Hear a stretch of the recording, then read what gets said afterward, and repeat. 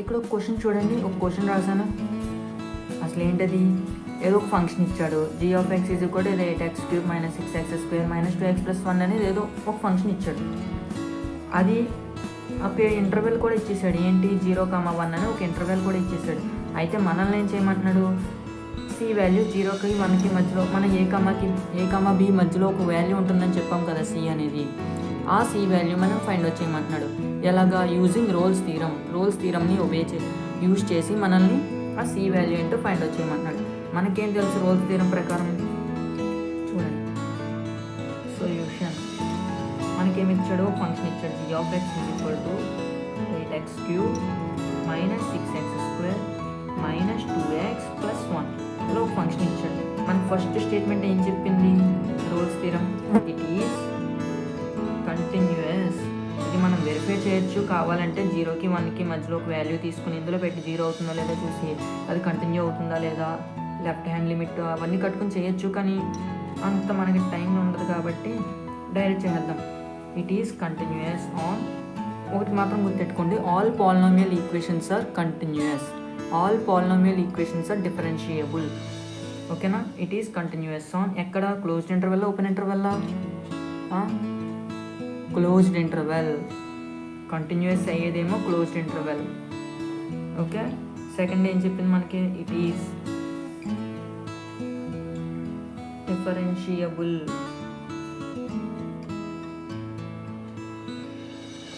On open interval a, b.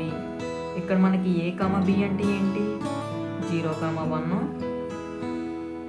a అనేది 0, b అనేది 1 అది ఇచ్చాడు కదా. ఇన్ బిట్వీన్ 0 and 1 అని ఇచ్చాడు కదా.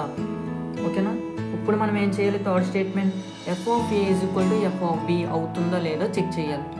f(a) అంటే ఎంత? ఇక్కడ f(0) కదా. a వాల్యూ ఇక్కడ 0, b వాల్యూ వచ్చి 1. ఓకే, ఇప్పుడు f(0) కడదాం. f(0) 8 × 0 - 6 × 0 - 2 × 0 + 1 ఎంత వచ్చింది? మనకి 1 వచ్చింది. ఇప్పుడు అదే ఇక్కడ g అన్నాడు కదా, మనం g అనుకోవాలి ఇక్కడ. ఓకేనా? ఇప్పుడు g(1) కట్టండి. b వాల్యూ 0, ఇప్పుడు b పెట్టాలి కదా. 8 × 1 - 6 × 1² - 2 × 1 + 1. 8 - 6 - 2 + 1. 8 - 8 0 + 1. ఇది కూడా 1 వచ్చింది. అంటే మనకి ఇక్కడ ఏమైంది? g(0) = g(1) అయింది. ఓకేనా? అంటే మనకి ఇదేంటిది? f(a) మన రోల్స్ థీరం ప్రకారం ఏంటి? f(a) = f(b) అయినట్టు. ఇలాగైతే ఏం చెప్పా? There exist. ఇట్లా అయినప్పుడు మనకేం తెలుసు? సి అనే పాయింట్ ఎగ్జిస్ట్ అవుతుంది అని తెలుసు కదా మనకి. ఓకే, ఇక్కడ మనం ఏం రాయాల్సిన మ్యాటర్ ఏంటంటే g(x) satisfies all the conditions of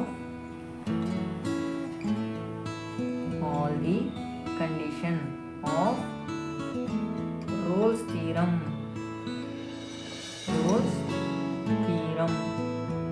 ఇప్పుడు ఏం చేయాలి? ఇప్పుడు మనకు రోల్స్ థీరం ఒబే చేస్తుందని తెలిసిపోయింది, ఎందుకంటే అన్ని కండిషన్స్ని సాటిస్ఫై చేసింది. ఇప్పుడు మనం ఏం చేయాలి? ఆ సి పాయింట్ని మనం ఫైండ్ అవుట్ చేయాలి. అదే కదా అన్నాడు క్వశ్చన్లో, ఫైండ్ సి అని. ఇప్పుడు సి వాల్యూ ఫైండ్ అవుట్ చేయాలి. ఇప్పుడు మనం ఏం రాయాలంటే there exist, if so there exist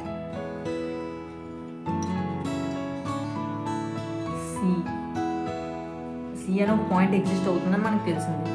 అయితే మనకేం తెలుసు? సి అనే పాయింట్ ఎగ్జిస్ట్ అయితే సచ్ దట్ f'(c) = 0 అని మనకు తెలుసు కదా, కండిషన్ తెలుసు కదా మనకి. ఓకే, ఇప్పుడు ఎఫ్ కాదు ఇక్కడ g అని రాసుకోవాలి. సరే, ఇప్పుడు g(x) అంటే ఏంటి? 8x³ - 6x² - 2x + c. Okay, +1 కదా. ఓకే, 1. సరే, ఇప్పుడు దీనికి డెరివేటివ్ కట్టాలి. f'(c) కదా, అయితే దీనికి g'(x) ఎంత? x³ డెరివేటివ్ ఎంత? 2x, 3x². 8 × 3 అంటే 24 c². ఓకే, మనం x కదా రాస్తాం. 24x². x² derivative 2x, 2 6 12x - x derivative 1, 2 × 1 1 plus constant derivative 0. ఇప్పుడు మనకేం కావాలి సి కదా, అంటే ఇక్కడేముంది ఎక్స్ ఉంది, ఎక్స్ని రీప్లేస్ చేయండి సితో, జీ డాష్ ఆఫ్ సి చేస్తే ఏమవుతుంది 24c² మైనస్ 12c మైనస్ 2. ఓకేనా, మనకి సి వాల్యూ కావాలి. మనకి ఇక్కడ ఏమొచ్చింది క్వాడ్రాటిక్ ఈక్వేషన్ వచ్చింది. అయ్యో మనకి ఇక్కడ రాలేదు, ఇప్పుడు ఏం చేద్దాం? కానీ మనకి ఇక్కడ ఫార్ములా ఒకటి ఉంది తెలుసా, ఇంటర్లో మనం క్వాడ్రాటిక్ ఈక్వేషన్స్ చేసేవాళ్ళం కదా, రూట్స్ ఫైండ్ అవుట్ చేసేవాళ్ళం కదా. అలా ఇక్కడ మనం రూట్స్ ఫైండ్ అవుట్ చేయడానికి మన దగ్గర ఉన్న ఫార్ములా ఏంటి, ఎక్స్ ఈజ్ ఈక్వల్ టు రాసిన ఇక్కడ సీతోగా చేస్తాం, C is equal to minus B plus or minus root B square minus 4ac/2a. ఈ ఫార్ములా అందరికీ తెలుసు అనుకుంటున్నాను, మరి తెలియాలి, తెలుసుకోండి తెలియకపోతే. ఇప్పుడు మనకి ఇది కంపేర్ చేద్దాం, a is equal to 24, b is equal to minus 12, c is equal to minus 2.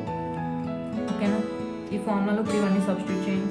Minus B minus into minus plus 12 plus 12² అంటే ఎంత 144, 4 ఇంటూ 24 ఇంటూ మైనస్ 2 ఎంత వస్తుంది అంటే ప్లస్ 142 వస్తుంది, 142. సరేనా, సారీ ఇక్కడ 142 కాదు 192 వస్తుంది. 4 ఇంటూ 24 వచ్చి 96, 96 ఇంటూ 2 అంటే మైనస్ 2 కదా, minus into minus plus 96 into 2 అంటే 192 చేద్దాం. 96 ఇంటూ 2 12, 2 9 18, 19, 192. ఓకేనా, బై 2 ఇంటూ a 224 48.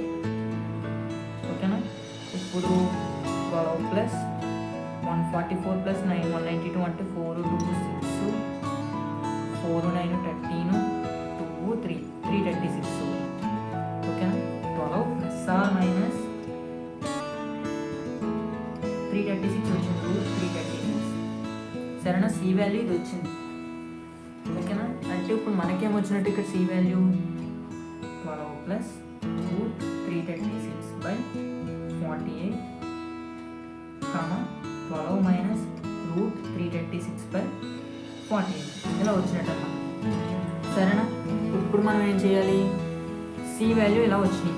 ఇది పాయింట్ ఇందులో ఉంటుందో లేదో మనకు తెలియదు కదా ఇలా ఉంటే, కాబట్టి మనం ఎలాగా క్యాషియర్స్ పట్టుకెళ్తాం కాబట్టి ఎగ్జామ్కి గొడవ ఉండదు. అందులో మనం వాల్యూని చేస్తే ఎంత వస్తుంది, C is equal to something 0.6318, ఇంకోటి వచ్చి మైనస్ 0.1318 వస్తుంది సంథింగ్. కానీ మనం సిని 0.6138 తీసుకుంటాం. ఎందుకు ఎవరైనా చెప్పగలరా? మన సి అనేది ఏం చెప్పాం, సి అనేది a, b మధ్యలో ఉంటుంది అని చెప్పాం కదా. అదే ఎగ్జిస్ట్ సి ఎక్కడ a, b ఇంటర్వెల్లో ఉంటుంది అంటున్నాం. ఏకి బీకి మధ్యలో ఉంటుంది, 0కి 1కి మధ్యలో మైనస్ ఉంటుందా వాల్యూ, మైనస్ వాల్యూ ఎక్కడన్నా ఉంటుందో చెప్పండి. 0కి 1కి మధ్యలో ఇది ఉందంటే ఒక అర్థం ఉంది, 0 కన్నా తక్కువ కదా ఇది, 0కి 1కి మధ్యలో ఉంటుందా మైనస్ 0.1318 అనేది ఉండదు కదా.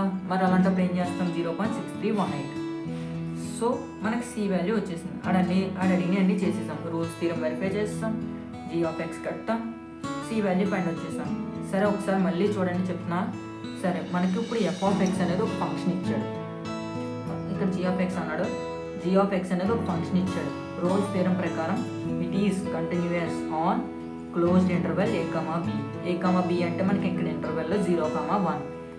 So it is differentiable on open interval a, b. Okay, 0, 1. ఇక్కడ a is equal to 0, b is equal to 1. తర్వాత థర్డ్ స్టేట్మెంట్ ఏంటి, F of A is equal to F of B అవుతుందో లేదో చెక్ చేయాలి. సరేనా, ఫస్ట్ ఏ value పెట్టాయి, ఏ value అంతే ఇక్కడ 0 పెట్టినప్పుడు ఇది వచ్చింది వాల్యూ, 1 పెట్టినప్పుడు ఏమో ఇది వచ్చింది వాల్యూ. కాబట్టి ఇక్కడ 1 వచ్చింది, ఇక్కడ 1 వచ్చింది. కాబట్టి G of 0 is equal to G of 1 అయ్యింది. అలా అయితే మనకేం తెలుసు, సి అనేది ఒక పాయింట్ ఎగ్జిస్ట్ అవుతుంది, అయితే అప్పుడు F dash of C is equal to 0 అవుతుంది అని మనకు తెలుసు. ఎక్కడ తెలుసు, ముందు రోల్స్ థీరం చూసాం కదా, అక్కడ చెప్పింది రోల్స్ థీరం ఎలా చెప్పాడు అనమాట వాడు. అయితే ఇప్పుడు జీ ఆఫ్ ఎక్స్ కట్టాం. ఇప్పుడు మనకేం కావాలి, సి వాల్యూ ఫైండ్ అవుట్ చేయమన్నాడు కదా, మరి ఆ సి వాల్యూ కావాలి కదా. కాబట్టి జీ ఆఫ్ ఎక్స్ కట్టాం, ఈ కండిషన్ యూజ్ చేసుకుని మనం సి వాల్యూ ఫైండ్ అవుట్ చేస్తాం. జీ ఆఫ్ ఎక్స్ తీసుకున్నాం, దాని నుంచి దానికి డెరివేటివ్ ఫైండ్ అవుట్ చేసాం, ఆ ఎక్స్ ప్లస్లో సి పెట్టాం, క్వాడ్రాటిక్ ఈక్వేషన్ వచ్చింది. అలా క్వాడ్రాటిక్ ఈక్వేషన్కి రూట్స్ ఫైండ్ అవుట్ చేసాం. ఇక్కడ ఈ వాల్యూస్లో ఏది మన సి వాల్యూ దేనికి అంటే ఈ ఇంటర్వెల్ మధ్యలో ఉంటుందని చెప్పాం కదా, కాబట్టి ఇంటర్వెల్ మధ్యలో ఉండే వాల్యూని మాత్రమే మనం తీసుకున్నాం, అదే సి వాల్యూ అన్నాం. That's it. చాలా సింపుల్గా ఉంటుంది, మనం నేర్చుకోవాలి. కానీ అర్థం చేసుకుంటే ఇందులో పెద్ద లాజిక్ కూడా ఏముండదు. ఇంకో ఎగ్జాంపుల్, ఇక్కడ మనకి ఏమిచ్చాడు, పాలినామియల్ ఈక్వేషన్ ఇవ్వాల, ఏమిచ్చాడు, ఏదో ఒక ఫంక్షన్ ఇచ్చాడు, దీనికి verify Rolle's theorem find out చేయండి అని అన్నాడు. సరే, మనకు రోల్స్ థియరం ప్రకారం ఏం తెలుసు, ఫస్ట్ ఇచ్చిన ఫంక్షన్ రాసుకుంటా. f(x) = sin x by e power x అనే ఫంక్షన్ ఇచ్చాడు. సరే, మనకు రోల్స్ థియరం ఏం చెప్పింది, it is continuous, all trigonometric functions are continuous. tan x cut వచ్చినప్పుడు మనం ఒకసారి ఆలోచించాలి, అది కంటిన్యూ అవుతుందా లేదో చూడాలి. ఎక్సెప్ట్ tan x తప్ప మిగతా అన్ని ట్రిగ్నోమెట్రిక్ ఫంక్షన్స్ కంటిన్యూయస్. అది కూడా మనకి ఎలా ఇచ్చినప్పుడు మ్యాక్సిమం అన్ని కంటిన్యూయస్ అయ్యి ఇస్తాడు ఎగ్జామ్లో. చూద్దాం ఏమవుతుందో. It is continuous on closed interval a, b. a, b అంటే మనకు ఇక్కడ ఇంటర్వెల్ ఇచ్చాడు కదా, ఏంటది 0, π. ఓకే, నెక్స్ట్ వచ్చేసి it is differentiable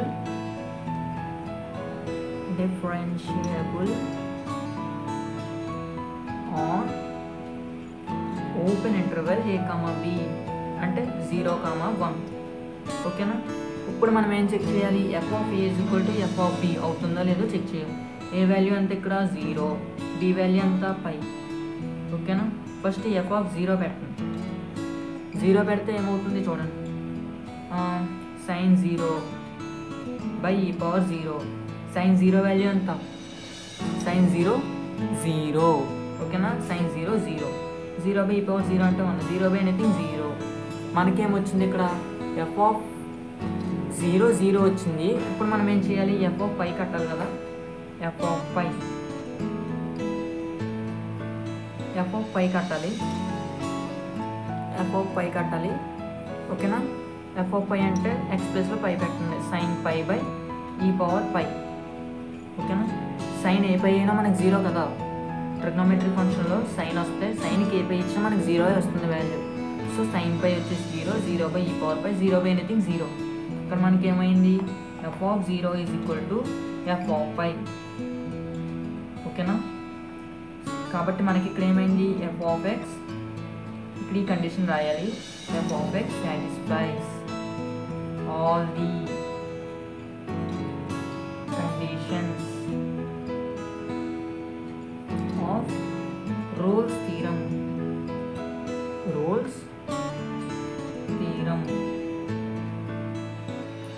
So if there exists C అయితే such that f' of C is equal to 0. ఓకేనా, f' of C is equal to 0. కాబట్టి ఇప్పుడు మనం ఏం చేయాలి, దీనికి డెరివేటివ్ కట్టాలి. మనకి ఇచ్చిన ఫంక్షన్కి f(x) ఏమి ఇచ్చాడు, ఇందాకలాగే ముందర సమ్ చేసాం కదా, సేమ్ అట్లాగే చేయాలి. ఎట్లాగంటే ఇప్పుడు చూడండి, f(x) = sin x by e power x. దీనికి డెరివేటివ్ కట్టాలి. డెరివేటివ్స్ కట్టడం రాకపోతే నేర్చుకోవాలి, మరి దానికి కూడా ఒక క్లాస్ పెడదాం. సరే, ఇప్పుడు చూడండి, ఇది u/v ఫార్ములాలో ఉంది, ఇది v. u/v ఫార్ములా ఏంటి, డెరివేటివ్ కట్టడానికి u(v' + vu'). ఓకే, u/v కదా, vu' - uv' v². ఫార్ములా గుర్తుపెట్టుకోండి, ఇది డెరివేటివ్ కట్టడానికి u/v. uvకి అయితే ఇది వస్తుంది, ఇది వదిలేండి. ఇప్పుడు మనకి u/v కదా. సరే, ఇప్పుడు u/v కదా, u ఏంటి, sin x, vu' కదా, e power x into sin x derivative u', sin x derivative cos x minus sin x into e power x derivative v' కదా, e power x derivative e power x by v² కదా, e power x². Okay, ఇక్కడ మనకి e power x common చేయండి. e power x common చేస్తే cos x minus sin x by e power x². e power x² e power x cancel. Okay, మనకి c value find out చేయడానికి ఇప్పుడు f' of c = 0 కదా మన condition. Okay, ఇప్పుడు x ప్లేస్లో c replace చేయండి. c replace చేస్తే ఏమవుతుంది, cos x cos c minus sin c by e power c = 0. ఓకేనా, cos c minus sin c by e power c = 0. Okay, ఇప్పుడు ఏం చేయాలి, మనకి సి వాల్యూ కదా కావాలి, ఈ పవర్ సి నా పక్క పంపించాను. Cos C minus sine C is equal to 0, cos C is equal to sine C. Okay, cos C is equal to sine C. Cos sine ఎక్కడ ఈక్వల్ అవుతుంది, సి ఈజ్ ఈక్వల్ టు π/4 దగ్గర కదా, cos π/4 1/√2, sign π/4 1/√2. అలాగన్నా చేయొచ్చు, లేదంటే cos by sine అంటే cot కదా, cot C is equal to 1, cot C 1 ఎక్కడ అవుతుంది, సి ఈజ్ ఈక్వల్ టు π/4.